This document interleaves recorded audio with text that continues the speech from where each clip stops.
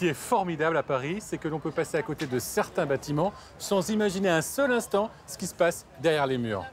Et nous en avons la preuve. Nous vous emmenons quelque part dans le 16e arrondissement. Ta-ta-tan. À l'angle des rues Copernic et Lauriston se dressent d'épais murs de béton aux allures de forteresse.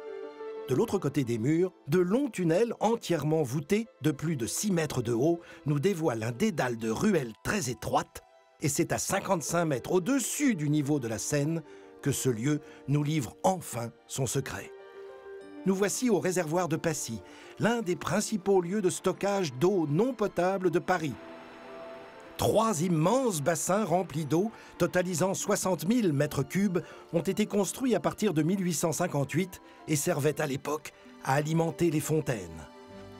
9 ans de travaux ont été nécessaires pour les relier à l'eau de la Seine via l'usine d'Auteuil.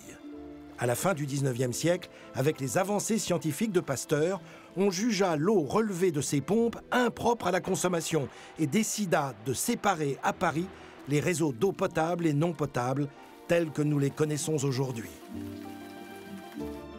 Le premier réservoir, mis en service en 1866, baptisé Villejuste, est d'environ 3000 mètres carrés. Il est formé de 2 bassins superposés et fermé par une dalle couverte d'herbe. Le plus grand bassin, nommé réservoir Copernic, construit en 1898, permet de stocker 22 000 mètres cubes d'eau.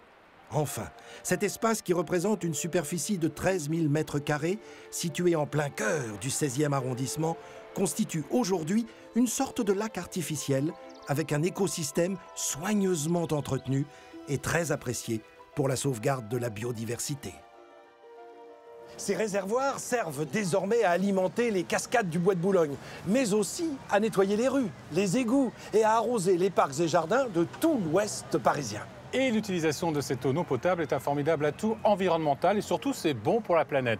Allez, on se retrouve très prochainement pour une autre belle histoire d'eau de Paname. Quelle planète? En tout cas, vous avez perdu la boule, vous.